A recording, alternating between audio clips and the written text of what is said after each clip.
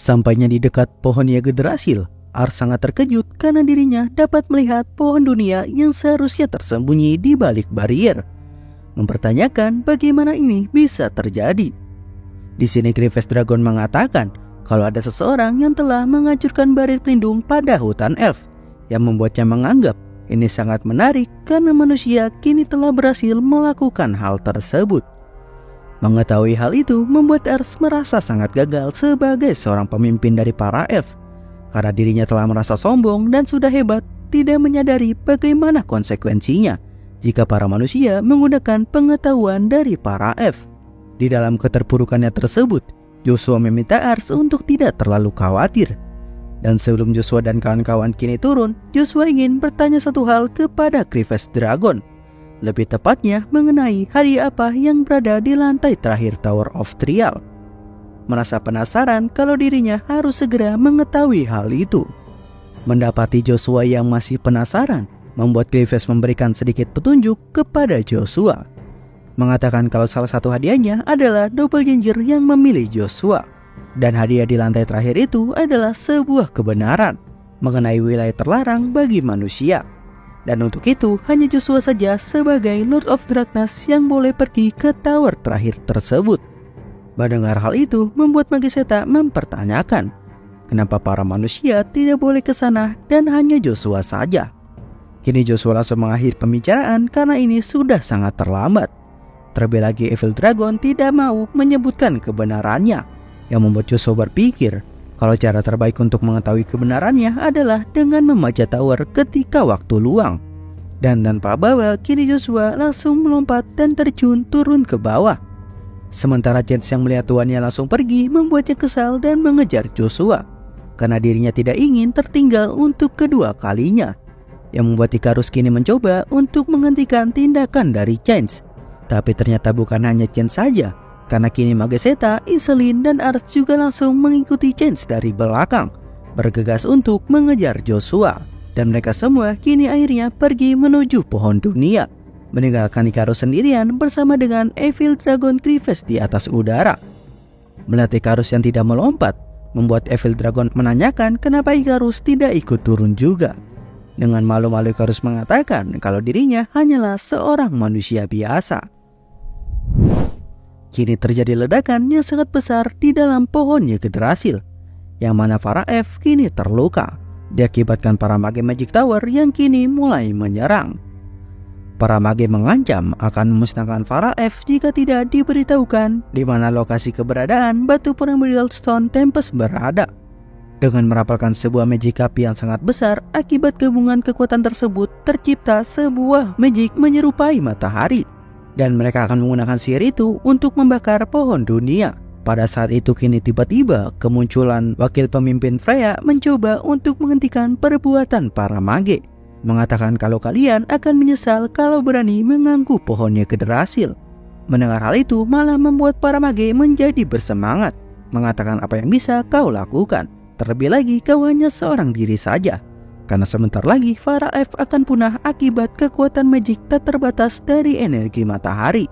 Dengan merapalkan mantra Sunflare, terciptalah bola api menyerupai matahari yang semakin membesar, yang membuat percikan api di mana-mana.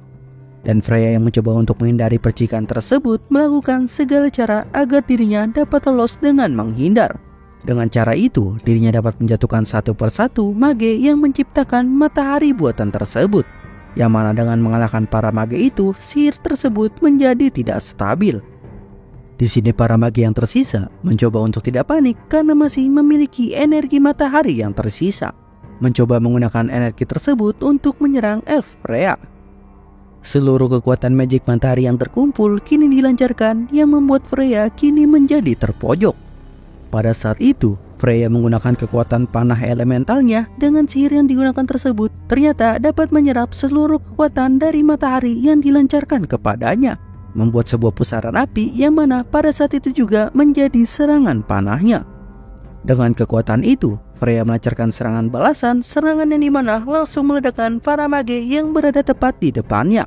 Kini para mage yang berada di garda terdepan kini telah dikalahkan, yang mana melihat hal itu para elf penjaga menjadi sangat gembira, Berpikir kalau kita pasti dapat menangkap para penyusup yang ada ketika ada kesempatan.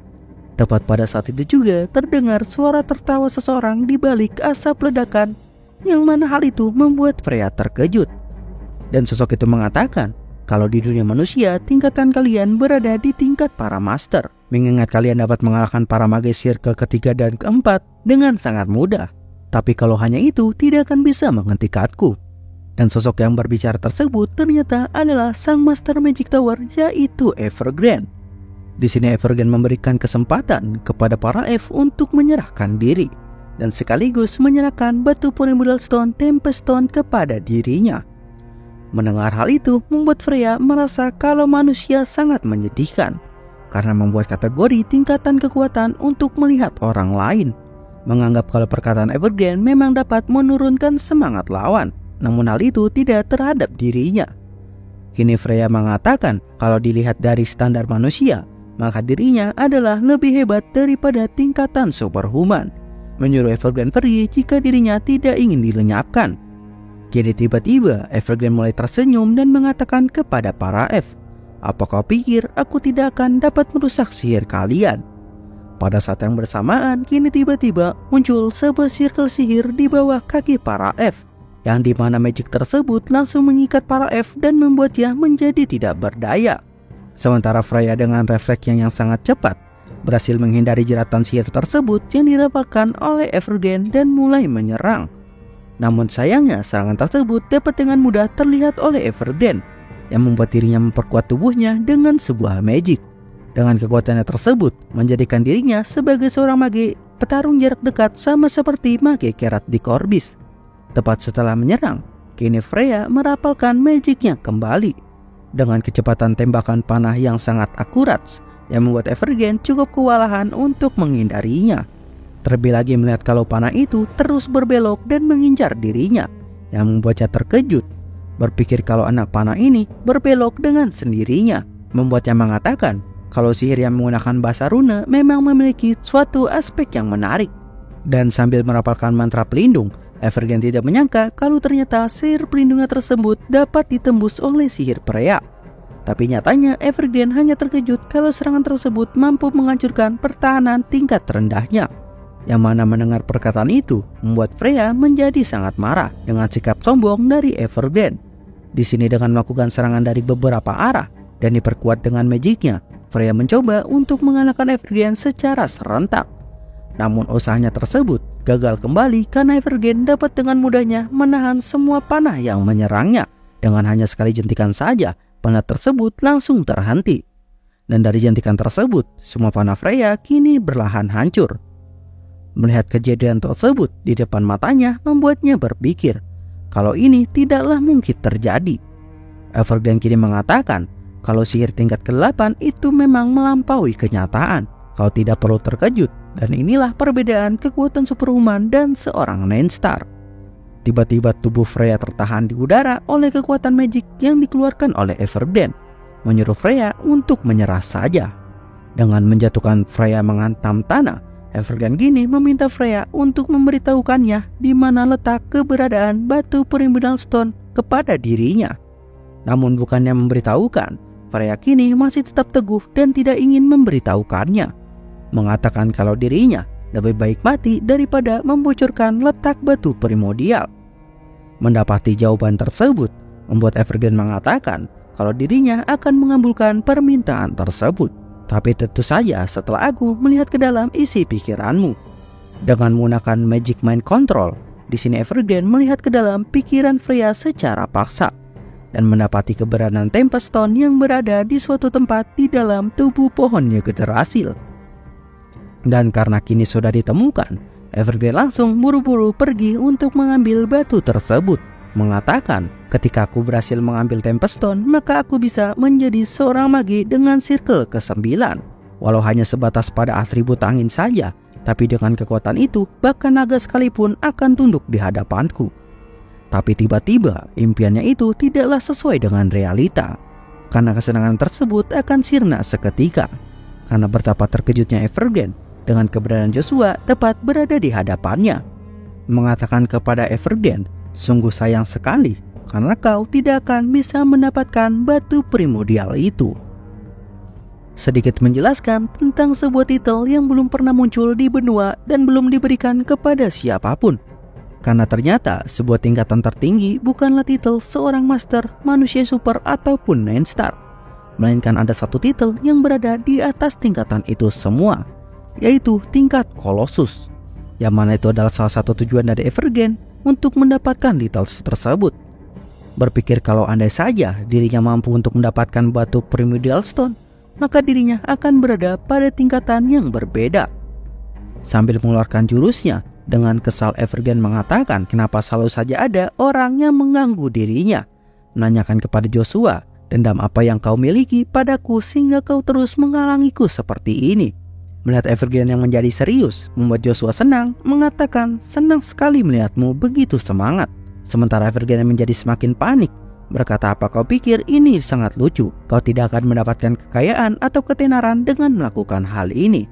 Di sini Joshua menjawab, kalau kau memang benar, karena itu bukanlah hal yang kuinginkan. Mengingatkan Joshua kembali dengan masa lalunya pada saat Evergain di kehidupan sebelumnya. Mengatakan kalau di dunia ini ada seseorang yang kehadirannya saja sudah merupakan sebuah ancaman besar. Dan itulah dirimu, Joshua Sanders. Itulah kata-kata yang diucapkan Evergain sebelum kematian Joshua, yang membuat Joshua kini ingin memberitahukan hal itu kepada Evergain. Memutarbalikkan kata Evergain di kehidupan sebelumnya, Joshua mengatakan kepada Evergain kalau di dunia ini ada seseorang yang kehadirannya saja sudah merupakan ancaman besar, dan orang itu adalah diriku.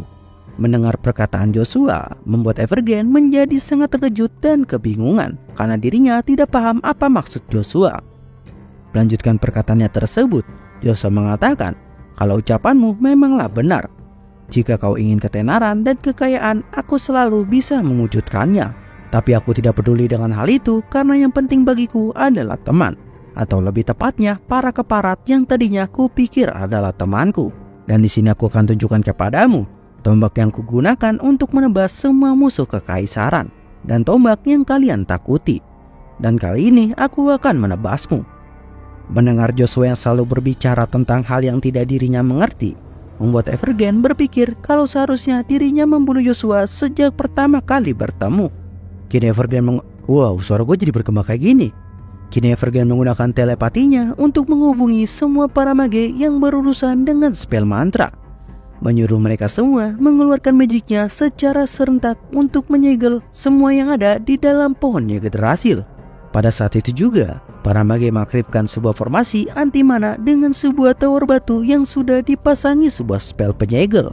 Dengan menggunakan batu itu, kini segel mulai menyelimuti pohon Yggdrasil secara perlahan. Salah satu mage berpikir, bahkan sang ahli tombak saja pasti tidak akan bisa berbuat apa-apa, karena ini adalah sebuah lingkaran penyegelan ruang anti mana. Dan Joshua sebagai sword mage pasti tidak akan dapat bertahan. Tiba-tiba terdengar suara ledakan yang cukup besar tidak jauh dari tempat mereka semua berdiri, yang membuat kedua mage terkejut, bertanya apa yang sebenarnya terjadi. Dan tepat pada saat itu muncul sebuah asap dan siluet beberapa orang yang datang, yang membuat para mage terkejut karena mengetahui kalau yang datang adalah kenaik pertama Joshua, yaitu kenaik Chance. Kini Iselin, Ars dan Chance langsung menyerbu para mage yang mengaktifkan tower anti mana. Sementara itu, di sisi lain, Evergain kini mulai marah-marah mempertanyakan apa yang sebenarnya terjadi. Karena saat ini pohon Yggdrasil masih belum berhasil tersegel.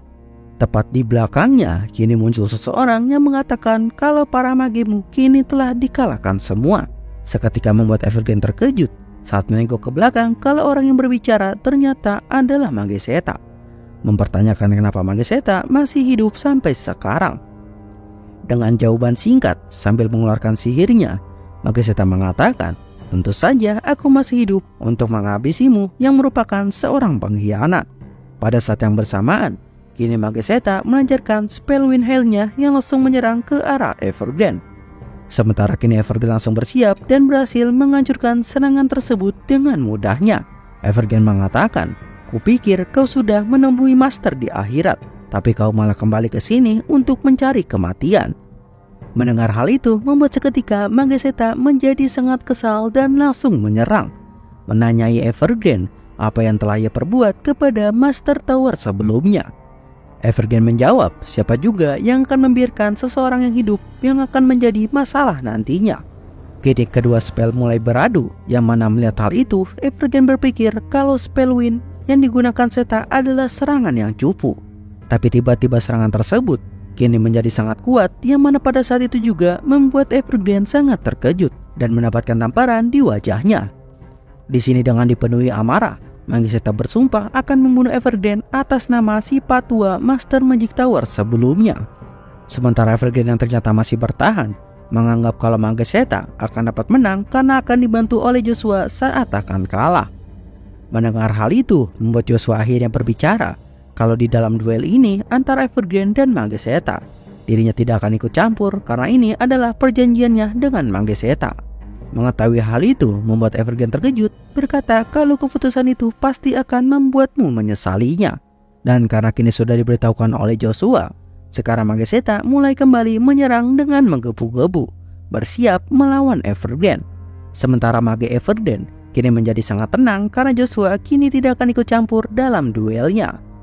Di sini Manggizeta berpikir walau dirinya tidak kuat sama seperti Evergrande yang memiliki circle ke-8, tapi dirinya hebat dalam memusatkan mana untuk meningkatkan kekuatan circle pada jantungnya. Dengan menggunakan teknik tersebut, kini Manggizeta mencoba untuk mengeluarkan potensi yang ada pada dirinya, walaupun itu harus membuatnya merasakan sakit yang amat luar biasa. Dan betul saja, kini dirinya berhasil mengeluarkan potensi penuh dengan merapalkan spell sihir setara dengan Evergrande, menggunakan Triple Cyclone untuk membuat beberapa pusaran badai. Pusaran yang sangat kuat, yang mana badai tersebut mulai mengamuk dan menghancurkan sekitarnya. Di sisi lain, Evergrande yang masih beranggapan kalau kemampuan Zeta masihlah sangat rendah dan tidak akan dapat menyaingi dirinya, mengatakan kalau mage dengan circle ke-8 merupakan sebuah keajaiban. Dan pada saat itu, betapa terkejutnya Manggizeta mengetahui kalau Evergrande menggunakan Magic Seal untuk menyegel mantra yang telah dikeluarkannya, menjadikannya sebuah kristal penyegel yang dapat digunakan. Mengatakan kalau aku mengakui serangan magicmu memanglah sangat menyakitkan, tapi sekarang adalah giliranku. Tiba-tiba Magic Seal yang dipegang Evergrande langsung menghilang seketika, dan tepat muncul tepat berada di hadapan Manggizeta, yang mana itu membuatnya terkejut. Terlebih lagi Magic Seal yang menahan mantra kini mulai terlepas, yang mana pada saat itu juga menciptakan sebuah ledakan yang sangat besar yang seharusnya menyerang Evergrande kini menyerang dirinya. Melihat amukan badai itu membuat Iselin, Chance, dan Art seketika terkejut dan hanya bisa terdiam. Terlebih lagi serangan tersebut mengenai pohon Yggdrasil, yang mana pada saat yang sama para elf penjaga yang melindungi Tempestone kini terkena dampaknya. Di kesempatan itu, Evergrande masuk ke dalam pohon Yggdrasil dan berhasil mendapatkan batu Peridot Stone yang sudah dirinya incar, mengatakan kalau akhirnya aku telah mendapatkan kekuatan para dewa. Joshua yang kini muncul sangat marah kepada Evergrande yang telah menghancurkan tempat para elf tinggal, yang mana itu tidak membuat Evergrande menjadi peduli karena pada saat ini di genggamannya ada Primordial Stone, mengatakan tidak peduli seberapa hebat dirimu, kau tidak akan bisa mampu menghadapi kekuatan para dewa, terlebih lagi dengan tubuh manusiamu. Menjawab perkataan tersebut, Joshua mengatakan, maaf saja tapi aku sudah punya dua yang seperti itu.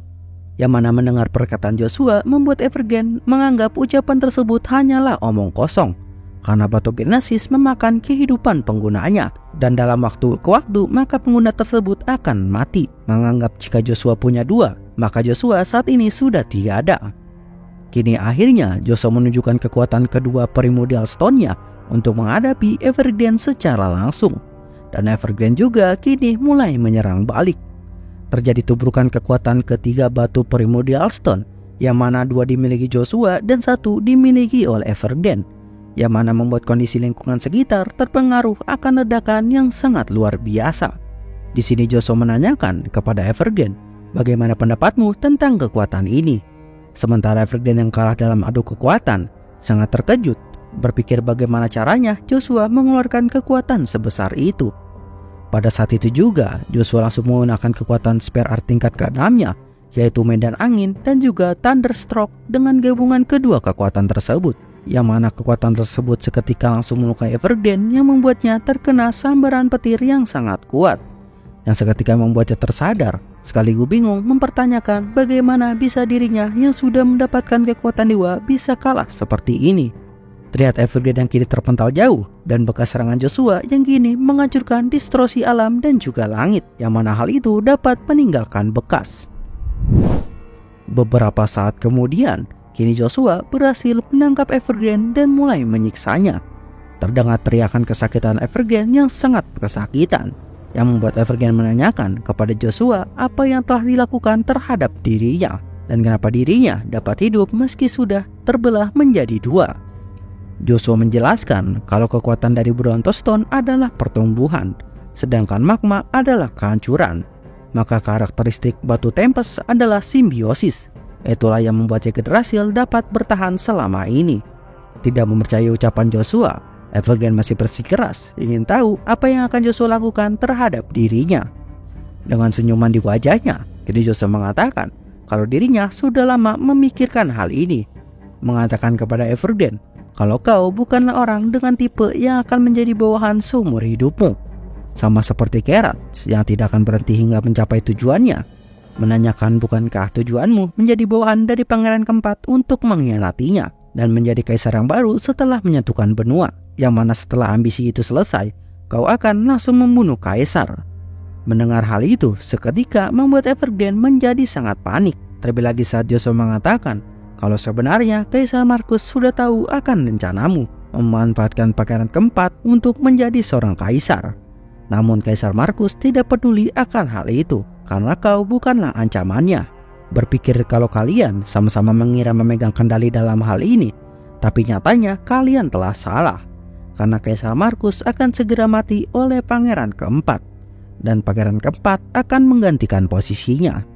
Mengatakan kalau semua ini dapat terjadi karena skenario dari pihak ketiga yang tidak diketahui oleh diriku maupun Kaisar Markus, dan orang tersebut tidak lain dan tidak bukan adalah Heimdall. Tiba-tiba Evergreen kini mulai terdiam dan mulai tertawa karena menurutnya setelah semua ini yang Joshua hanya dapatkan hanyalah sebuah nama saja. Mengatakan kepada Joshua kalau kau sama seperti diriku dan kau hanyalah cadangan yang tidak masuk ke dalam rencananya. Joshua yang mengetahui maksud dari Evergreen menanyakan apakah maksudmu itu karena aku memiliki darah dari keluarga kekaisaran, yang mana membuat Evergreen terkejut karena Joshua kini telah tahu. Joshua berpikir kalau dirinya juga baru mengetahui hal itu karena surat yang dikirimkan oleh Putri Karserin yang telah mengetahui garis asal muasalnya. Di sini Evergreen mengatakan walau kau sudah tahu antara hubunganmu dengan kekaisaran, tapi takdir keluarga kekaisaran Avalon tidak akan berubah. Terlebih lagi kau tidak akan mencapai level kaisar. Mendengar kata-kata itu membuat Joshua menjadi sangat kesal. Terlebih lagi Evergreen memutuskan untuk mengakhiri ini karena dirinya tidak akan memberikan informasi kepada Joshua, meminta Joshua untuk segera membunuh dirinya. Di sini Joshua mengatakan tidak percaya kau menyerah begitu saja. Kenapa kau tidak mencoba berdoa kepada Asmodeus sama seperti Geralt? Menjawab pertanyaan tersebut, Evergreen mengatakan kalau dirinya menghargai Geralt yang terobsesi kepada kekuatan magic, tapi dirinya memiliki pandangan yang berbeda dan tidak akan menjadi seorang undead. Mendengar hal itu membuat Joshua berpikir, meski kalian sama di bawah naungan Asmodeus, tapi sepertinya kalian berbeda dalam hal pandangan. Dan kini akhirnya Joshua menentukan kematian apa yang cocok untuk Evergreen. Mengatakan meski ku kecewa tidak dapat menjadikan Geralt sebagai bawahanku, tapi itu tidaklah masalah. Yang mana pada saat itu juga kini Lugia muncul mengatakan mau bagaimana lagi karena si Geralt itu memiliki aroma Asmodeus yang sangat kuat yang membuatku akan mual jika menelan jiwanya. Mendengar suara Lugia membuat Evergreen menjadi sangat terkejut, menanyakan dari mana suara tersebut berasal. Apakah suara itu dari tombak yang Joshua pegang? Lugia mengetahui suara dirinya terdengar membuatnya merasa tertarik dan mulai tertawa sangat kencang. Mengatakan kalau mataku tidak pernah salah karena jiwamu pasti sudah cukup, yang mana seketika membuat Evergreen menjadi sangat panik, bertanya apa yang dimaksud oleh tombak Lugia, meminta Joshua untuk segera membunuh dirinya. Tiba-tiba muncul para Knechts dari bawah tanah yang mana menahan tubuh Evergreen yang membuatnya menjadi sangat panik. Di sini Joshua mengatakan meski tubuhmu tiada, tapi jiwamu akan tetap di sini. dan abadi dalam waktu. Karena dunia ini adalah subruang yang telah aku ciptakan dan khusus untuk mengorbankan jiwamu. Dan seharusnya kau tahu kekuatan Asmodeus dengan baik, yaitu kontrak paksa, yaitu Recall of Soul. Yang mana kemampuan itu membuat Asmodeus mampu menciptakan para Death Snake dan lead sesuka hati tanpa izin targetnya. Mengatakan kepada Evergain kalau aku pun bisa melakukan hal yang sama sepertinya. Mengetahui hal itu seketika membuat Evergain panik, meminta Joshua untuk membunuh dirinya saja daripada menjadikannya seorang Undead. Dan tentu saja Joshua tidak mau mendengarkannya, dan ini adalah akhir dari Evergain. Dengan menusuk jantung Evergain menggunakan tombak Logia, kini Logia mulai mengeluarkan kekuatan gelapnya. Yang mana pada saat itu juga Evergain langsung berteriak kesakitan dan seluruh energi gelap kini mulai melahap tubuhnya. Meledakan tubuhnya tersebut serta mengeluarkan begitu banyak aura kegelapan yang sangat kuat, yang mana membuat Logia tertawa sangat kencang karena dirinya dapat melahap jiwa dari seorang mage dengan circle ke-8, mengatakan kepada Joshua kalau status Undead ini sangat berbeda dari yang lain, dan makhluk yang kita summon ini juga bukanlah makhluk biasa. Memberikan selamat kepada Joshua, mengatakan sekarang Undead Lich King telah menjadi milikmu. Terlihat kini takdir Evergain berakhir sebagai seorang monster Undead mengerikan dan sebagai bawahan Joshua, yang menandakan satu dendam Joshua sekali lagi kini telah berakhir. Di akhir pertarungan, kini ternyata misi untuk menyelamatkan pohon dunia Yggdrasil yang menjadi tempat perlindungan para elf kini telah gagal.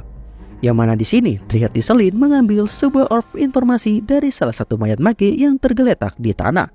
Melihat isi informasi tersebut membuatnya cukup terkejut. Sementara Ars yang melihat kondisi pohon dunia sangat terkejut karena kini pohon dunia telah mati. Dirinya sangat kecewa dan berteriak sangat kencang mengatakan bagaimana bisa semua berakhir seperti ini. Melihat Ars yang sedih membuat Chance dan Iselin juga ikut berduka dengan apa yang telah terjadi kepada pohon Yggdrasil. Di sini Freya dan para elf penjaga yang selamat merasa cukup bahagia karena selama ini mereka semua menunggu kepulangan Ars untuk menemui mereka. Berterima kasih kepada Ars karena pengorbanan Ars selama bertahun-tahun melindungi pohon dunia dan juga para elf, dan bahkan membawa bala bantuan untuk menghentikan para penyusup. Meminta Ars untuk kembali dan membangun tempat kehidupan mereka semua. Melihat Ars yang masih saja bersedih, membuat Evil Dragon merasa turut berduka atas apa yang terjadi pada sahabatnya yang telah bersamanya dalam kesulitan. Di sini Evil Dragon mengatakan, tapi bukankah ini akan menjadi lebih baik karena ini saatnya keluar dari pohon dunia dan menikmati sinar matahari. Meminta Ars untuk mengambil keputusan yang tepat untuk melanjutkan hidup. Sementara Ars yang kini masih bersedih berpikir bagaimana ras elf bisa hidup tanpa adanya pohon dunia sebagai pelindungnya. Tiba-tiba kini turun cahaya dan terlihat sosok kedua orang yang turun, yaitu Dragon Grievous dengan wujud humanoidnya, yang seketika membuat Ars terkejut, yang mana sekarang semua para elf serentak memberikan hormat kepada Grievous. Kini Grievous Dragon mengatakan kalau ini memang mustahil untuk melindungi semua orang tanpa pohon dunia. Tapi jika bukannya sekarang, maka ras elf tidak akan bisa bertahan lama dan akan merasa lelah hidup tanpa mengenal sebuah kebebasan. Meski kau harus menderita meninggalkan tempat ini, tapi kau akan bisa bebas dan menciptakan persatuan para elf secepatnya seperti yang kau impikan. Meminta Ars untuk tidak menyiapkan kesempatan para penyelamat yang sudah datang untuk menyelamatkan elf dari kepunahan. Kini tiba-tiba Joshua muncul dari belakang mengatakan kalau apa yang dikatakan Grievous memang ada benarnya. Terlebih lagi karena rantai yang mengikat kini telah terputus, maka Ars kini sudah bebas. Mengatakan maka kami akan menjadi aliansi pertamamu. Di sini Joshua mendeklarasikan kepada para elf, mengatakan siapapun yang macam-macam terhadap para elf maka akan berurusan denganku. Dan kini Joshua juga membebaskan Ars dari tugasnya mendampingi Joshua selama 5 tahun. Yang mana seketika Freya memberikan hormat mengetahui kalau Joshua adalah orang yang telah menyelamatkan dirinya dan semua prajurit penjaga dari sihir pengekang, menganggap Joshua adalah orang yang mampu untuk menghadapi para penyusup yang menyerang. Menjawab hal itu, Chance dengan bangga mengatakan kalau itu memanglah benar. Berpendapat kalau sekarang kita harus merebut Magic Tower. Pada saat itu, ekspresi Iselin menjadi sangat serius, yang membuat Chance menanyakan apa yang sebenarnya terjadi. Di sini Iselin yang memegang orb informasi mengatakan telah terjadi suatu hal yang sangat gawat. Karena tepat pada hari ini adalah tahun 725 pada kalender kontinental, yang mana perang kini sudah terjadi. Menjelaskan tentang perang kontinental adalah sebuah perang yang dimulai oleh Kaisar Markus. Tapi nyatanya perkiraan tersebut sangatlah berbeda. Karena percikan awal peperangan dimulai dari perang saudara yang terjadi di Kekaisaran Suci Hubert. Karena perbedaan pendapat dari kelompok praksi kaisar dan juga dari praksi paus. Di depan kuil Hermes Kekaisaran Hubert kini akan terjadi sebuah peperangan yang didalangi oleh praksi dari paus dan juga praksi dari kaisar yang berbeda pendapat. Dan perang tersebut menghadirkan Lilis sebagai seorang paladin. Melihat Lilis yang takut membuat sang ayah mencoba untuk menenangkannya. Yang mana pada saat ini Kaisler Jean Sebastian yang merupakan seorang Nenstar pendukung dari paus meminta praksi kaisar untuk mundur segera. Menganggap karena tindakan ini hanya akan membuat pertumpahan darah yang menjadi sia-sia. Mengatakan kalau pasti yang mulia kaisar juga menginginkan sebuah perdamaian. Di sini Jaxter yang merupakan juga salah satu dari Nenstar yang mendukung praksi kaisar mempertanyakan kepada praksi paus kenapa harta nasional Hubert berada di tangan kekaisaran lain. Dan selama 3 tahun ini tidak ada perlawanan dari fraksi paus kepada kekaisaran Avalon untuk merebut Holy Grail atau cawan suci yang dimiliki oleh kekaisaran Hubert. Mendengar hal itu membuat Kaisler menolak usulan Jaxter, karena dengan melakukan itu maka hanya akan menciptakan sebuah peperangan yang lain yang tentunya saja akan memakan banyak korban. Jaxter menganggap kalau Avalon juga telah melewati batasan karena menciptakan para Andes dari orang-orang dan melakukan ritual terlarang. Mengatakan kau juga pasti tahu apa yang terjadi kepada Sir Christian. Janganlah menjadi naif dan pura-pura tak tahu. Mendengar hal itu seketika membuat Kaisler terkejut. Berpikir kalau muridnya tersebut memang benar telah menjadi korban dari kemunculan Undead Lead yang muncul di Kastil Rebecca. Dan bahkan sampai saat ini masih dalam keadaan darurat. Namun dirinya berpikir, tapi jika harus membuat peperangan antara kekaisaran, maka dampak kerusakannya akan menjadi lebih besar. Yang mana akhirnya membuat keputusan yang sama meminta Jaxter untuk menarik pasukannya kembali.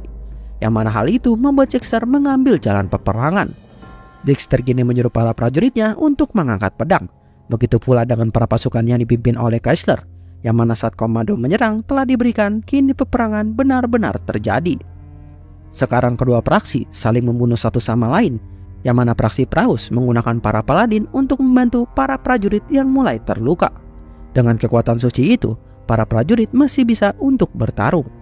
Di sini Jaxter mengatakan kalau kekuatan suci hanyalah ancaman bagi para Undead dan tidak untuk melawan sesama manusia. Jika kalian ingin peperangan ini sebagai adu pertahanan, maka itu tidak ada gunanya. Terlebih lagi di hadapan jurus aura terbaruku. Dengan kekuatan aura tersebut, Jaxter dapat mengempaskan puluhan prajurit dengan sekali serangan. Yang mana dampak dari kekuatan itu mampu membuat para paladin supporter yang berada di belakang terkena imbasnya. Kini Kaisler meminta para prajuritnya untuk jangan menyerah dan terus untuk menyerang. Mengatakan kalau dirinya akan memberikan kepada semua prajurit berkah dari Dewa Hermes. Terlihat Kaisler yang mewujudkan wujud Nine Star-nya, yang mana pada saat itu semua para paladin yang masih dapat bertahan mendapatkan berkah jira emas dari Dewa Hermes. Yang mana seketika membuat para prajurit menjadi bertambah kuat. Melihat hal itu, Jaxter meremehkannya karena itu sama saja seperti para Undead yang hidup dari kematian. Sekarang Jaxter memerintahkan prajuritnya untuk kembali menyerang Lilis, yang dimana dengan mudahnya Lilis menahan serangan pedang praksi kaisar menggunakan tangannya dan memukul mundur para prajurit hingga terpentar ke langit. Kini terjadi pertempuran yang kembali memanas, namun itu hanya sebentar saja karena sekarang Jaxter menggunakan aura barunya yang tiba-tiba menciptakan perwujudan dari hewan buas, dan serangannya tersebut memiliki ledakan yang sangat kuat, bahkan dapat menghancurkan pelindung jirah yang diberikan oleh Kaisler. Di sini Kaisler menanyakan kepada Jaxter, apakah itu hasil dari latihanmu selama ini? Jaxter menjawab kalau hal itu benar, mengatakan kepada Kaisler, ketika aku terpilih menjadi penerus kekaisaran Hubert, aku sekarang mencapai tahap aura yang memiliki tingkatan yang lebih tinggi, yaitu True Aura. Kini dengan True Aura tersebut, Jaxter mengeluarkan kekuatannya untuk menyerang Kaisler secara langsung. Di sisi lain Kaisler yang mencoba untuk menahannya, sehingga mengakibatkan sebuah ledakan yang sangat besar, yang mana ledakan itu menghancurkan gereja Hermes.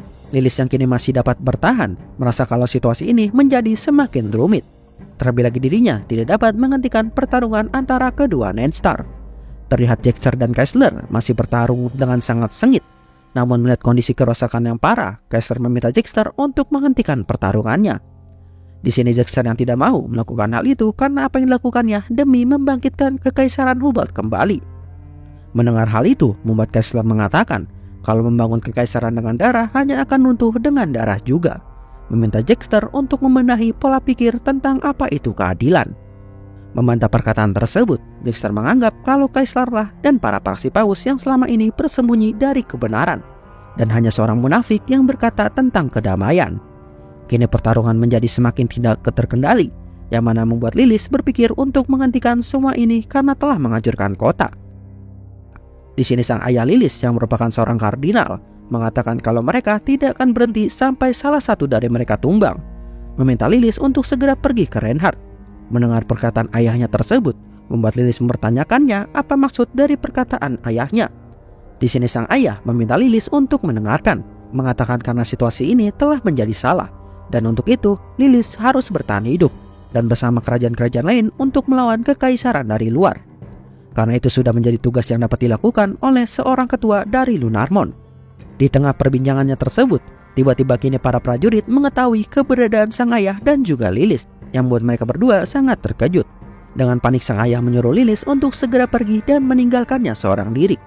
Walau Lilith yang sudah berusaha membujuk ayahnya tersebut untuk pergi bersama, namun sang ayah tidak mau, karena dirinya sudah tidak memiliki kekuatan lagi. Berpikir kalau dirinya akan menahan para prajurit dengan sisa kekuatan terakhirnya. Beranggapan jika Lilith tertangkap, maka tidak ada harapan lagi bagi praksi Paus dan Lunarmon untuk bangkit kembali. Dengan ekspresi yang sangat khawatir sekaligus tidak berdaya, Lilith terpaksa untuk meninggalkan ayahnya bertarung seorang diri, agar dirinya dapat lolos dan pergi ke Reinhardt.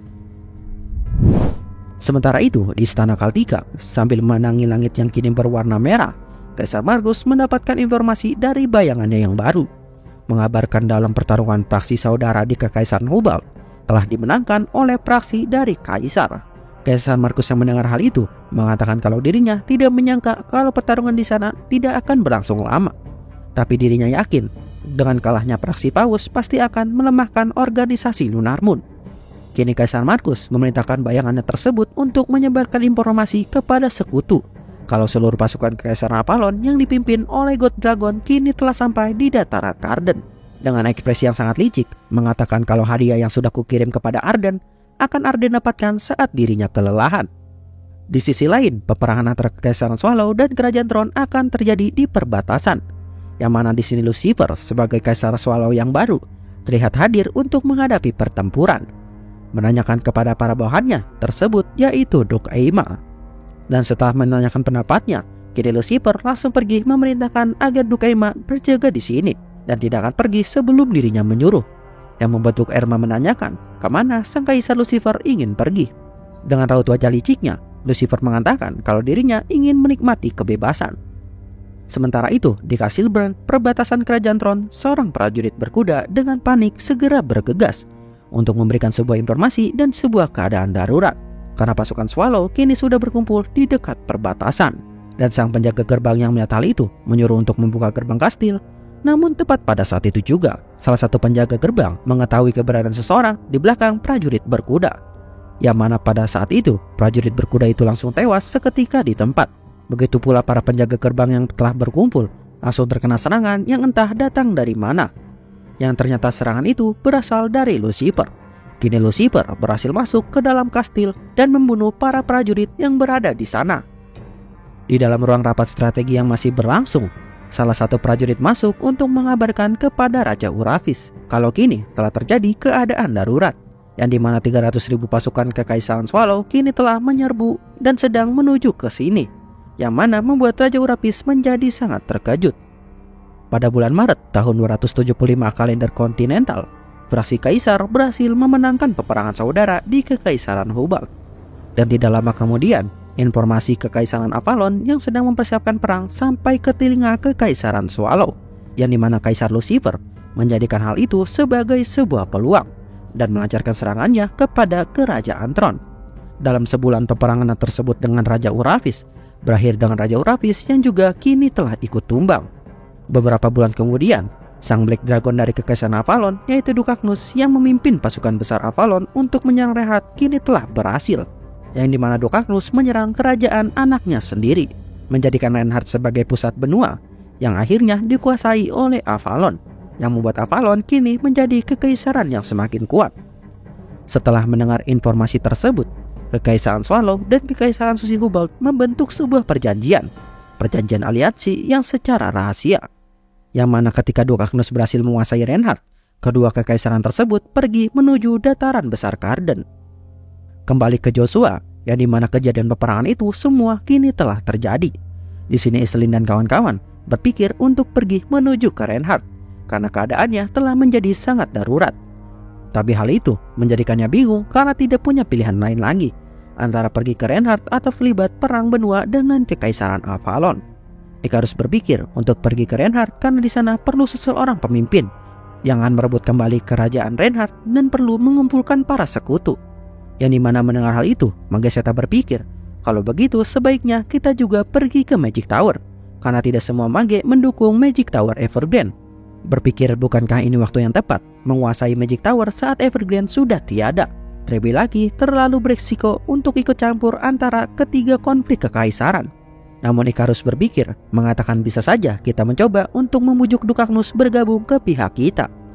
Mendengarkan semua pendapat dari sana sini, di sini Joshua hanya bisa terdiam saja dan termenung dalam pikirannya, mengingatkan dirinya kembali tentang memorinya dengan Dukagnus.